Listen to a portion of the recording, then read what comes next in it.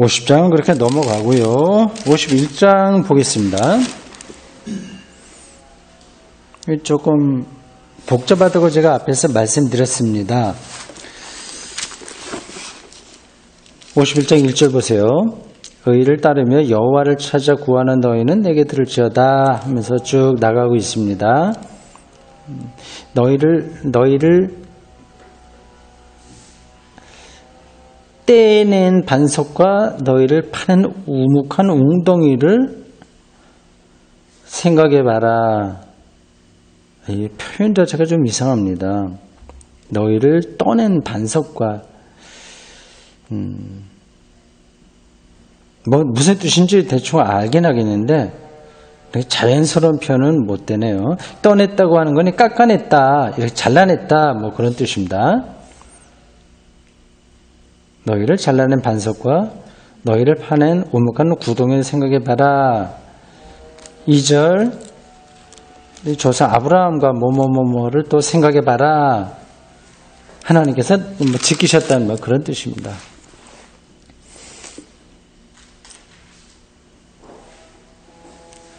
자, 4절부터 11절까지 교독하겠습니다. 내 백성이여 내게 주의하라. 내 나라여 내게 귀를 기울이라. 이는 율법이 내게서 나갈 것임이라. 내가 내 공의를 만민의 빛으로 세우리라. 내 공의가 가깝고 내 구원이 나왔은즉 내 팔이 만민을 심판하리니 성전이 나를 방문하여 내 팔까지. 이 섬은 여러 나라들을 가리킵니다. 너희는 하늘로 눈을 들며 그 아래의 땅을 살피라. 하늘이 연기같이 사라지고, 좀 묵시적 표현이에요. 요한계시록에 나올 만한 표현들입니다. 땅이 옷같이 헤어지며 거기에 사는 자들이 하루살이같이 죽으려니와 나의 구원은 영원히 있겠고 나의 공의는 폐허지지 아니하리라.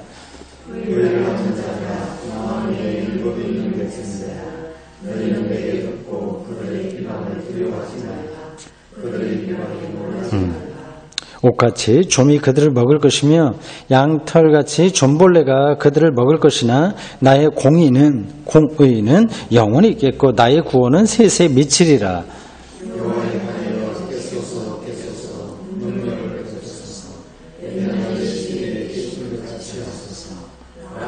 잠시고 바다를 넓고 깊은 물을 말리시고 바다 깊은 곳에 길을 내어 구속받은 자들을 건너게 하신 이가 어찌 주가 아니시니까.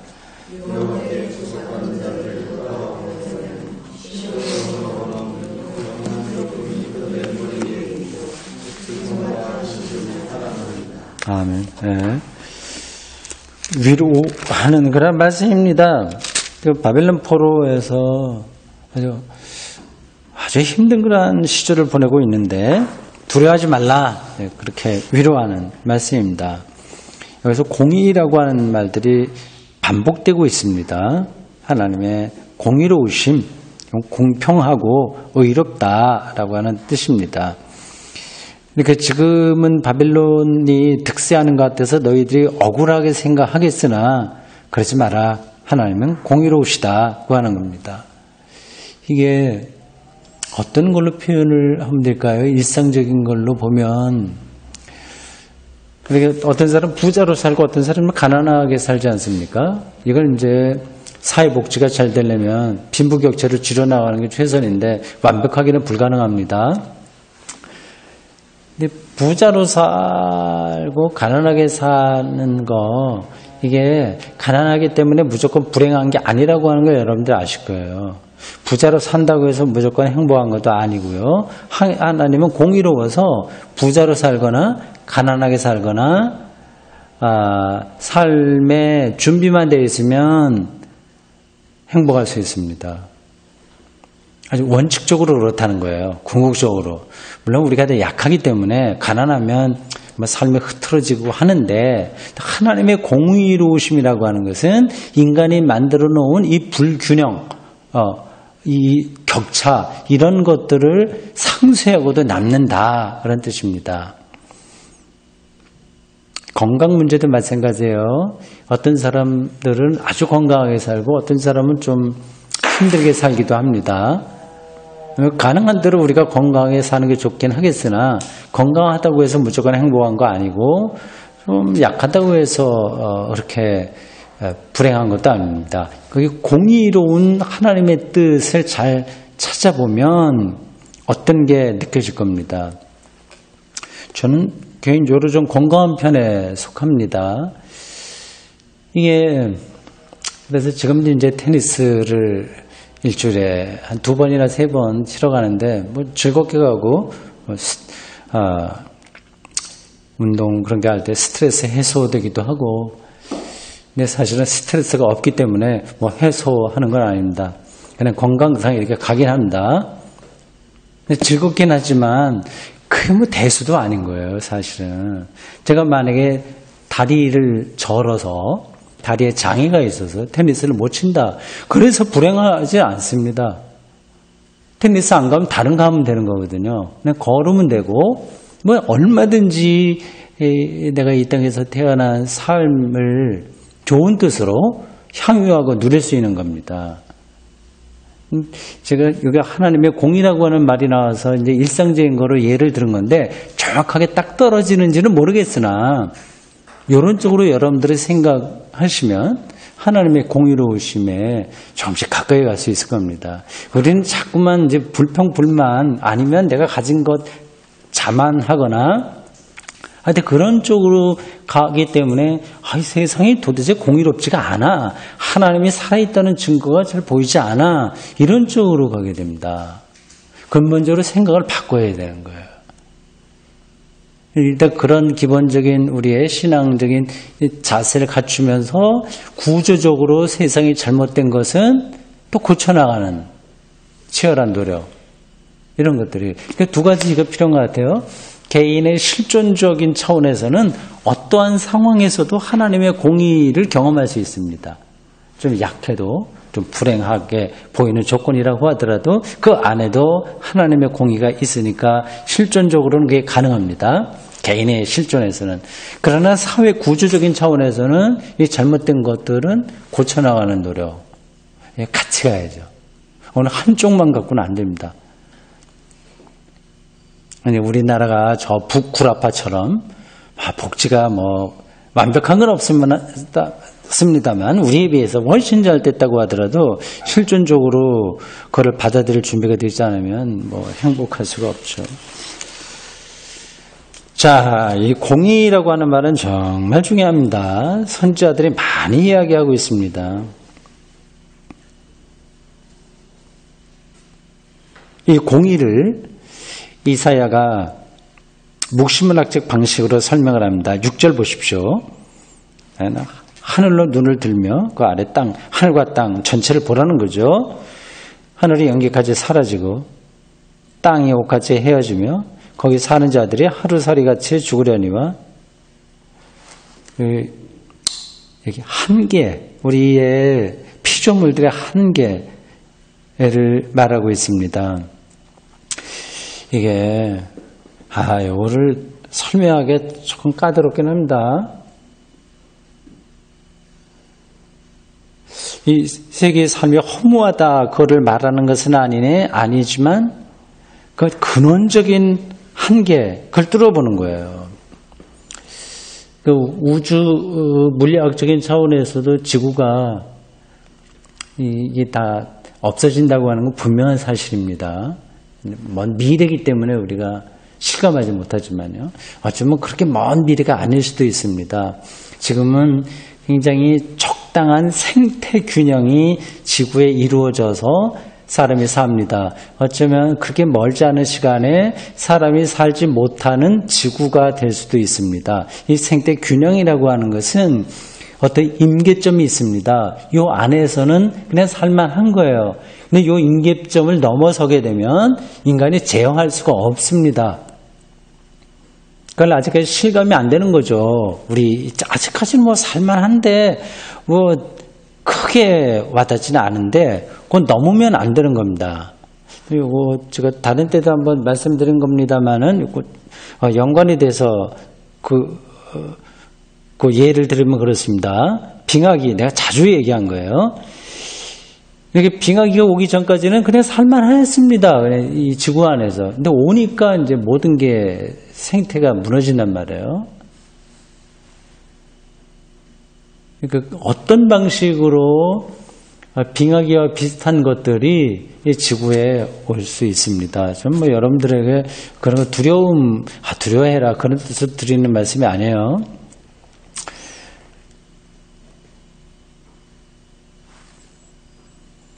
미세먼지 이런 걸로 좀 조금 시끄럽고 뭐 서울 쪽엔 더 심하다고 하는데 이것도 임계점이 있을 겁니다. 옛날보다 점점 심해지고 있죠. 우리가 소비하는 거, 자동차 타는 거, 그리고 뭐 석유 제품 뭐 등등 해서 아직까지는 생태가 돌아가게 되는데 어느 순간에는 하늘이 연기까지 사라지고 땅이 옷같이 헤어지는 그러한 때가 인간의 이 문명 이기로 인해서 올 수도 있다. 그건 생각이 됩니다. 우주 물리학적인 어떤 관점에서 그런데 개인적으로도 보면 요거는 한 인간의 운명이 이렇게 들어갈 수 있는 거죠. 나이가 좀 들면 하늘도 사라지는 거고 땅도 다 옷같이 헤어지는 거 아니겠습니까?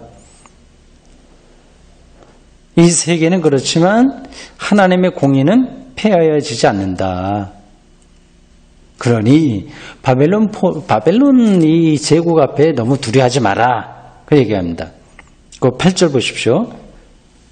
옷같이 좀이 그들을 먹을 것이며 양털같이 좀벌레가 그들을 먹을 것이나 다 그런 피조물의 한계를 가리키고 있습니다. 하나님의 공의는 영원하다. 9절 라합이 나오죠. 기생의 라합을 가리키는 게 아닙니다. 여기서 말하는 라합은 하나님을 거스르는 세력이죠. 욥기 9장 13절, 또 26장 12절, 시편 89편 10절 뭐 등등에 나옵니다. 사람 기생이었던 그래서 이스라엘이 그 여리고성을 함락하는데 결정적인 공을 세운 그 여자가 아니라 단어는 비슷한데 발음은 조금 차이가 있어요. 그게 아니라 하나님을 거스르는 악한 세력을 가리키는 대명사다. 그렇게 생각하시면 되겠습니다.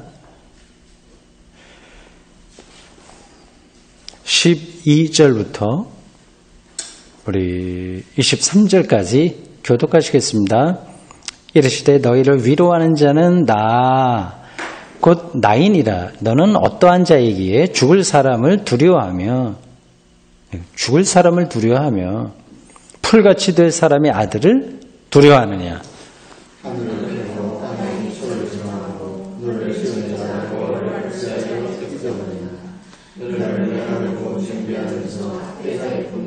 어찌하여 결박된 포로가 속히 놓일 것이니 죽지도 아니할 것이요 구덩이로 내려가지도 아니할 것이며 그의 양식이 부족하지도 아니하리라.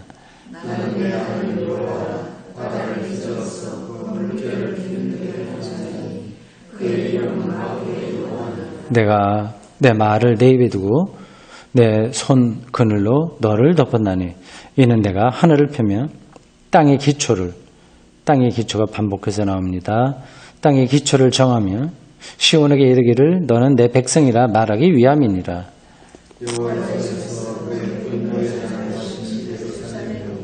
깰지어다 괜찮아.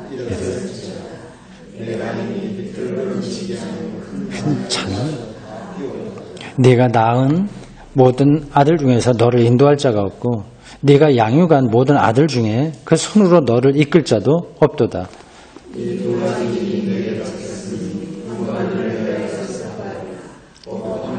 멸망이요 내 아들들이 곤비하여 그물에 걸린 영양같이 온 거리 모퉁이에 누웠으니 그들에게 여호와의 분노와 네 하나님의 견책이 가득하도다.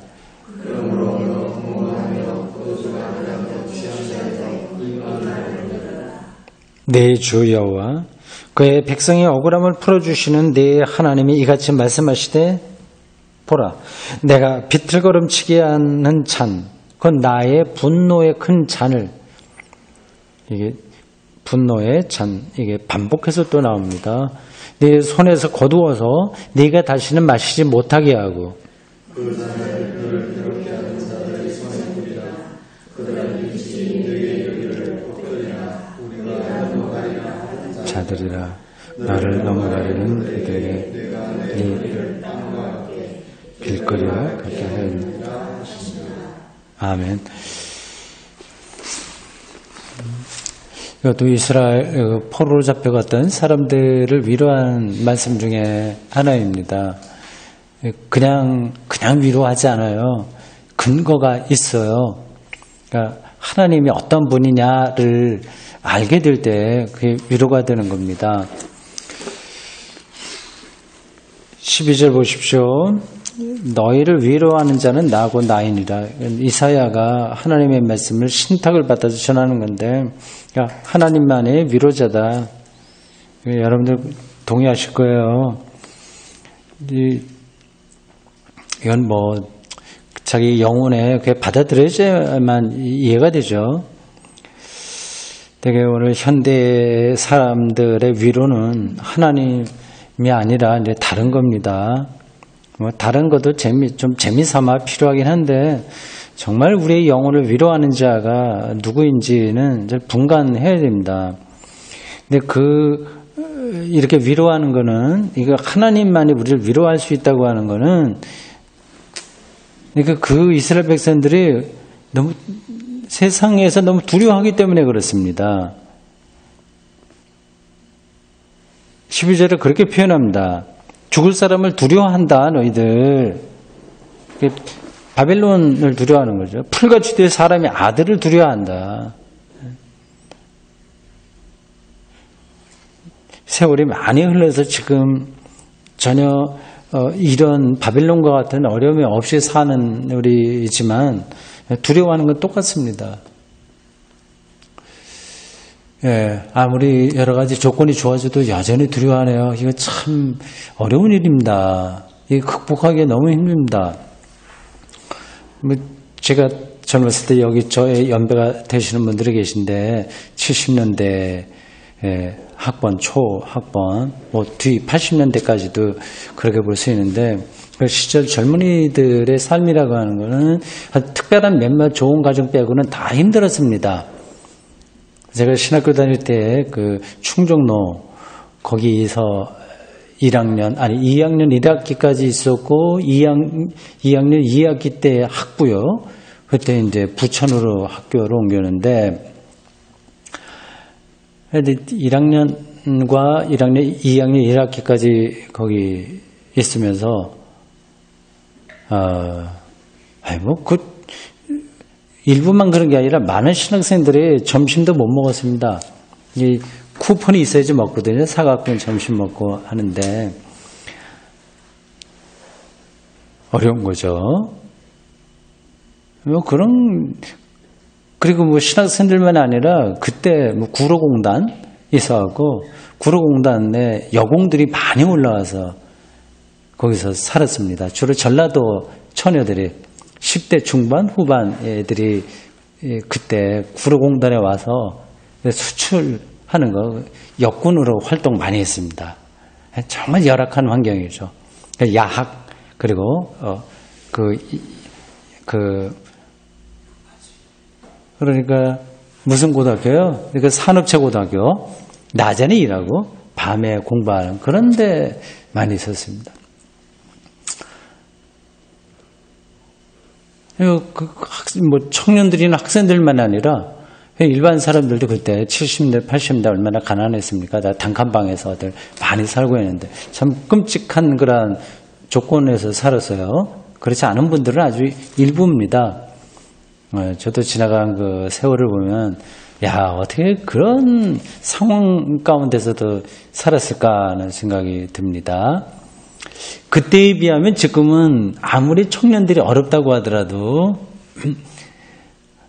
비교가 되지 않을 정도로 좋습니다. 뭐 이렇게 얘기하면 이제 청년들은 꼰대다 이제 이렇게 비판합니다. 그러니까 옛날 얘기 왜 자꾸만 하냐? 지금은 그렇지 않은데, 아이 뭐 달라고 이제 자꾸만 그렇게 얘기를 하는 거예요. 옆으로 좀 나간 말이었습니다만은 두려운 거예요. 지금 이러한 삶의 조건들이 좋아져도 젊은이들이 두려워합니다. 이거 이제 죽을 때까지 그럴 겁니다. 결국 두려워한다는 것은 자기를 위로할 자가 없다는 뜻입니다. 공허한 거죠.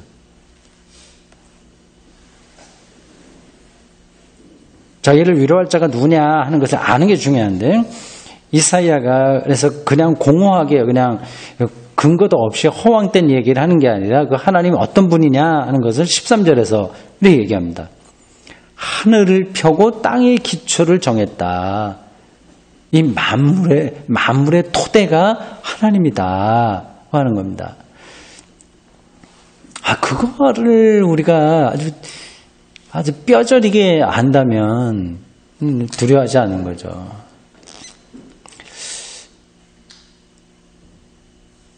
언젠가 그런 생각을 했습니다. 기독교 영성이라고 하는 것은 일상생활에서 힘으로 나타나야 되는 거 아니겠습니까? 그러니까 우리가 두려워하는 거는 내가 좀 손해보는 거, 그리고 좀 편안하게 살지 못하는 거, 그리고 돈을 좀 마음대로 쓰지 못하기 때문에 두려운 거 아니겠어요? 다른 사람들은 연봉이 1억이 되는데 나는 2천만 원밖에 안 된다. 예를 들자면. 그럼 그런 거로 이제 사람들이 두려워하는 겁니다. 일상 자체를 두려워하는 거예요. 근데 아까 이제 하나님의 공의를 이야기했는데, 여기 하늘과 땅의 기초라고 세운 분이 하나님이라고 하는 이 사실을 아주 실질적인 것으로 자기가 받아들인다면 조금 아까 얘기한 그런 두려움으로부터 완전히 벗어날 수 있습니다.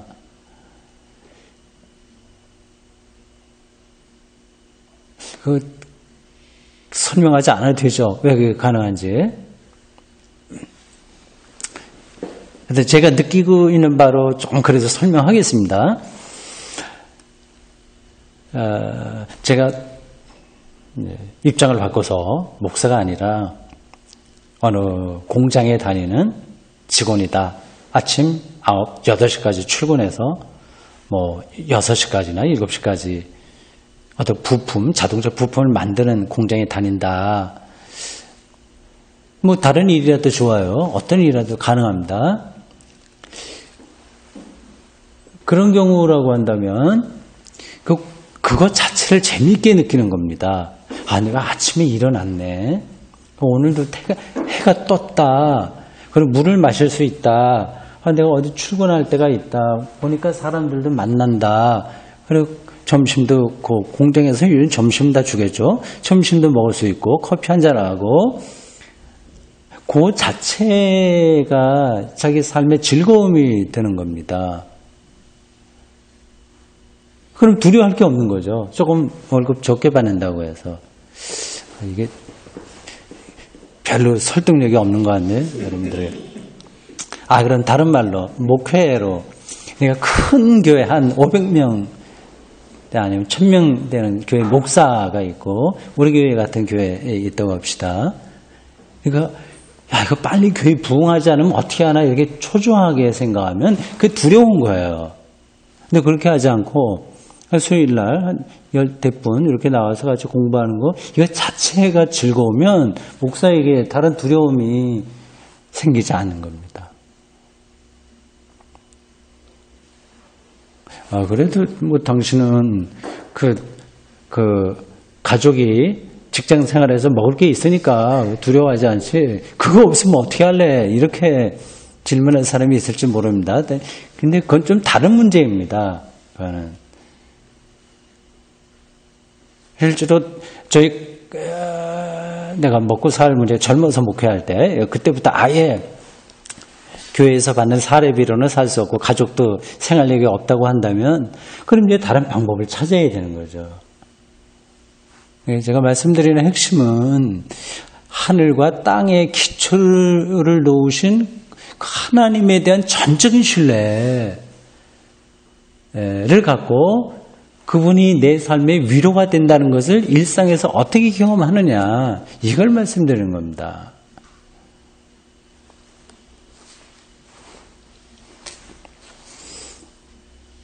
네, 보십시오. 13절 중반 뒤 보십시오. 너를 멸하려고 준비하는 저 학대자의 분노를, 이건 뭐 요즘으로 바꾸면 자본주의예요. 자본주의. 이 극단으로 다루고 있는 자본주의. 이게 학대자들의 분노죠. 왜 그걸 하루 종일 두려워하냐. 계속 거기에 묶여있냐. 학대자의 분노가 어디 있느냐. 사실 별거 아니거든요. 따지고 보면 별거 아니거든요.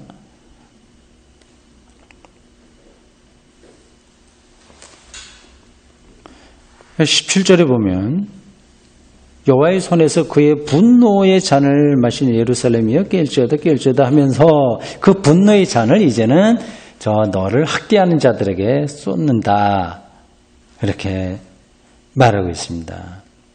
그러니까 우리가 두려워할 자는 저 학대하는 사람, 어떤 세력, 어떤 이데올로기, 그런 어떤 악한 시대 정신이 아니라 여호와 하나님인 거죠. 그분이 하늘을 펴고 땅에 기초를 놓았기 때문에 그렇습니다. 그리고 우리가 조금 있으면 돌아가야 될, 조금만 시간이 지나면 여기서의 삶은 다 끝내야 되니까 빨리 이제 돌아갈 준비를 해야 되는데, 그것에 우리의 영적인 촉수를 맞춰야 되지 않냐. 그거를 두려워해야지. 여기서 저 학대자들의 분노, 바벨론 제국의 분노, 여기서 벌벌 떨면서 신앙을 놓치냐. 그렇게 지금 이사야가 충고하면서 위로하고 있습니다. 이거는 아주 옛날 사람만이 아니라 오늘 우리들에게 그대로 타당한 말씀입니다. 그러니까 바벨론 제국을 오늘의 이 약간 물신숭배 이거하고 연결시키면 다를 게 하나도 없습니다. 자, 거기까지 됐고요. 여러분들 그 유인물 한번 보십시오. 다 읽지는 않겠습니다. 51장 12절에서 16절까지를 주석한 내용의 일부입니다. 성서 주석 전문가들이 이런 것들을 어떻게 연구하는가 하는 그 맛보기를 위해서 여러분들에게 드리는 겁니다. 빨리 제가 읽고 시간 되는 데까지 정리하겠습니다. 참고적으로 보십시오. 51장 12절에서 16절. 51장 9에서 10절에 인용된 민족 탄식에 대한 하나님의 답변이 12절 이하에서 탄식의 어조와 똑같이 격앙되고 급박한 어조로 나오고 있다. 하나님의 답변은 단순히 구원신탁, 민족 탄식, 구원신탁, 좀 어려운 단어들이 나오는데 의미는 아시겠죠? 단순히 구원신탁이 아니다. 이것은 구원신탁을 전거, 하나의 근거로 삼고 나름대로 자유롭게 고쳐 쓴 것이다. 어떤 신학적인 마인드를 갖고 새롭게 썼다는 겁니다. 이 답변은 제2 이사야의 어투에서 대단히 중요한, 그러나 유감스럽게도 번역되기는 힘든 그 히브리어만이 가지고 있는 어떤 의미, 이른바 명사만으로 이루어진 구문으로 시작된다. 히브리 성경은 원래 동사가 모음 없이, 동사 없이, 가면서 봐.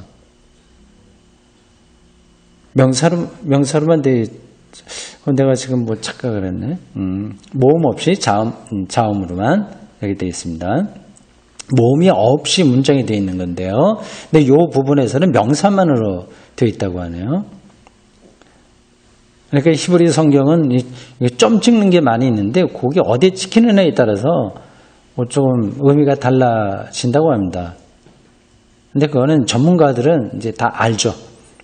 서기관 이런 사람들은 전문적으로 그걸 연구했기 때문에 아는데 그 외의 사람들은 히브리어 성경을 아예 읽지도 못했습니다. 근데 이 부분은 명사만으로 이루어진 구문이라고 그래요. 나는 나다, 바로 나다 라는 것이다. 예. 예. 9절인가요? 나다, 바로 나다라는 것이다. 그럼 몇 절을 얘기하죠? 지금 12절에서 16절을 설명하는데 그 앞부분에서 있는 거를 더 끌어오는 것 같습니다. 네. 아, 그거구나. 어이구, 고맙습니다. 나건 나이니라.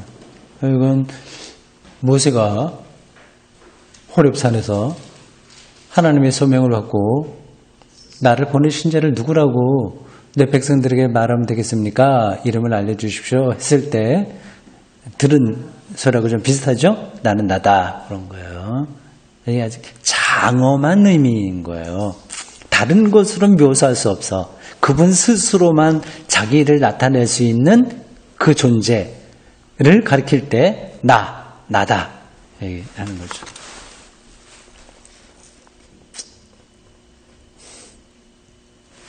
이것은 도움을 요청하는 호소의 명령을 향해 나다.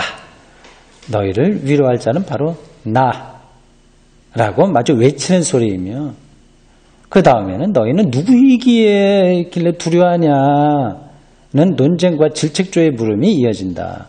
이것은 너는 알지 못하냐, 너는 듣지 못하냐는 40장 12절 이하와 똑같이 이스라엘의 탄식에 대해 논박하는 어법이다. 12절 후반절은 두려워하는 것에 대한 질책을 강조한다. 네가 두려워하는 자들은 과연 누구냐? 그래서 덧없는 인간들이라는 것이다. 그 다음에 비로소 질책하는 본래 이유가 밝혀진다. 죽을 수밖에 없는 인간들을 두려워하기 때문에 이스라엘 너는 너를 빚어 만든 창조주 하나님을 잊었다는 것이 그것이다. 참 중요한 지적입니다. 이것도 역시 40장 12절 이하를 연상시키고 그 외에 이사야 31장 1절에서 3절도 연상시킨다. 13절 후반절에는 너는 두려워하느냐와 대구를 이루는 동사가 나온다. 너는 압제자의 분노 때문에 떨고 있냐는 것이다. 또 이 동사는 전환에 대한 고지와 알려주는 것하고 대비를 이룬다. 압제자의 분노가 어디 있냐는 것이 그것이다. 그 다음 14절은 해방을 직설적으로 고지한다. 이 단락을 마무리 짓는 15절, 16절은 하나님의 답변 첫머리에 나오는 나는 뭐뭇이다 라는 표현을 대해 사용한다. 예, 그러네요. 모세의 전승에 나온 거라고 하는 게 요 사람은 또 카이저는 여기서 보충하지 않았는데 그것도 중요한 관계입니다. 제2 이사야는 바로 앞에서 스케치한 하나님의 답변에서 놀라운 필치로 구원 신탁의 모티브를 앞뒤를 연결하는 기본 모티브, 동기예요. 그렇게 하게 된 동기로 사용한다. 12절 전반절에는 두려워 말라. 구원의 확언이 명사만으로 이루어진 이유문, 왜 그렇게 되느냐 하는 이유문, 나는 나다 이거죠. 그 이유와 함께 나오고 13절 전반절 A와 15절 후반절 그리고 16절에는 자기를 지칭하는 구원 신탁 및 신탁 첫머리의 말들을 확대한 말들이 나오고 14절에는 미래를 언급하는 부분이 나온다. 다만 완료형 이유문만 없다. 완료는 이제 끝난 거니까 그게 아니라 미래로 열렸다는 뜻이겠죠. 그것은 바로 다음에 이어지는 17절, 23절에 가서 비로소 나온다. 그러니까 이게 문장이 완료형이나 현재형이나 과거형이냐에 따라서 의미도 달라지는 거예요. 참 그런 것까지 세밀하게 찾아보기는 참 많은 연구가 필요합니다. 또 그게 그런 연구하는 학자들이 있어야 우리가 성경을 더 정확하게 이해할 수 있습니다. 여기 언급되는 어구들은 모두 구원신탁에 나오는 것들이면 구원신탁 그것들에 대해서는 여기서 제쳐 설명할 필요가 없다. 그런데 12절에 두려워하느냐는 첫 번째 어구의 목적어는 죽을 수밖에 없는 인간들을 일반적으로 가리키고 있을 뿐인데 반해서 13절 후반절에 떨고 있냐 두려워하냐 떨고 있느냐는 두 번째 억구의 목적어는 파멸시키려고 하는 압제자의 분노다. 10절에서 갑자기 중단된 신탁이 이렇게 해서 다시 계속된다. 그러나 그 탄식은 직접 계속되는 것이 아니라 그에 대한 응답 형식으로 계속된다. 이렇게 그 문장들을 이제 분석하고 있습니다. 이거 뭐 짧은 것만 제가 인용했습니다만 굉장히 길게 설명합니다. 이런 거 다 이제 주서 읽다 보면 머리가 막 쪼개지려고 하죠. 그래도 이제 그런 과정을 통해서 성경의 세계를 좀 더 가까이 갈 수 있습니다. 오늘 우리가 중요한 거 많이 들었습니다. 두려워하지 마라. 그 이유는 하늘과 땅에 기초를 놓으신 분이 너를 위로하신다. 그 얘기입니다. 기도하겠습니다. 주님, 오늘 저희들 이렇게 깊은 가을, 하루 시간을 다 단절하고 다른 일들 접어두고 말씀을 듣기 위해서 또 같이 나누기 위해서 모여서 공부했습니다. 참 오래전에 우리가 잘 몰랐던 그리고 우리를 미처 생각하지 못했던 그 선지자 이사야의 그 선포된 말씀을 좀 이렇게 저희들이 생생하게 살아있는 하나님의 말씀으로 대할 수 있다니 이것도 하나님의 섭리와 은혜인 줄 믿고 감사드립니다. 두려워하지 않도록 그냥 막연하게가 아니라 하늘과 땅의 기초를 놓으신 분이 바로 우리의 위로자라는 사실에 근거해서 사람을 압제하는 세력을 두려워하지 않고 살도록 저희들을 붙들어 주십시오. 오늘 또 우리 교우들 중에 수술한 이도 있으니 결과가 잘 되도록 주님께서 치료해 주십시오. 또 가족들 또 임신하고 있는 딸도 있고 또 치료 사고로 오랫동안 힘들어하고 또 치료 중에 있는 이도 있고 앞으로 임용고사를 두고 있는 젊은 친구들도 있습니다. 모든 그 과정을 주님께서 주님의 뜻 안에서 선하게 이루어 주실 줄로 믿습니다. 우리 흩어지는 발걸음 지키시고 다시 만날 때까지 주님 안에서 영적으로 풍요롭게 살도록 붙들어 주십시오. 예수님의 이름으로 기도합니다. 아멘. 수고했습니다.